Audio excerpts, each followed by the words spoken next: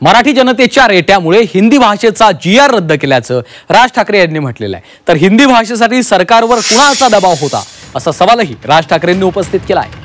मराठी माणसाच्या एकजुटीचा धसका सरकारने घेतला आणि त्यामुळे हिंदीचा GR रद्द केल्याचं राज ठाकरे यांनी म्हटलेलं आहे।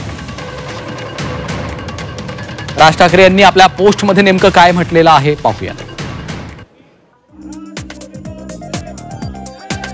इयत्ता पहिलीपासून 3 भाषा शिकवण्याच्या नावाखाली हिंदी भाषा लादण्याचा निर्णय एकदाचा मागे घेतला। सरकारने या संबंधातले 2 GR रद्द केले।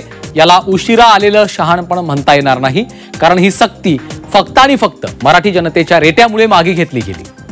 हिंदी भाषेसाठी सरकार इतका अट्टहास का करत होतं आणि यासाठी सरकारवर नक्की कुठून दबाव होता हे मात्र अजून गूढच आहे। महाराष्ट्रात विद्यार्थ्यांनी हिंदी शिकावीच म्हणून 3 भाषा लादण्याचा जो प्रयत्न होता तो एकदाचा हाणून पाडला गेला आणि यासाठी महाराष्ट्रातल्या तमाम जनतेचं अभिनंदन।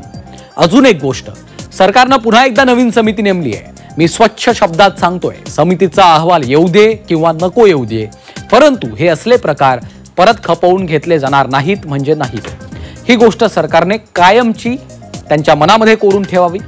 हा निर्णय कायमचा रद्द झाला आहे असं आम्ही गृहीत धरतोय आणि महाराष्ट्रातल्या जनतेने पण हेच गृहीत धरलेलं आहे। त्यामुळे पुन्हा एकदा समितीच्या अहवालाचा घोळ घालू नका, अन्यथा या समितीला महाराष्ट्रात काम करू दिले जाणार नाही याची नोंद सरकारने घ्यावी।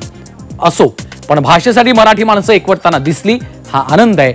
हा कडवटपणा अधिक वृद्धिंगत होऊ दे आणि मराठी भाषा ज्ञानाची आणि जागतिक व्यवहाराची भाषा होऊ दे, हीच इच्छा। मराठी जनांचं पुन्हा एकदा अभिनंदन असं राज ठाकरे यांनी आपल्या पोस्टमध्ये म्हटलंय।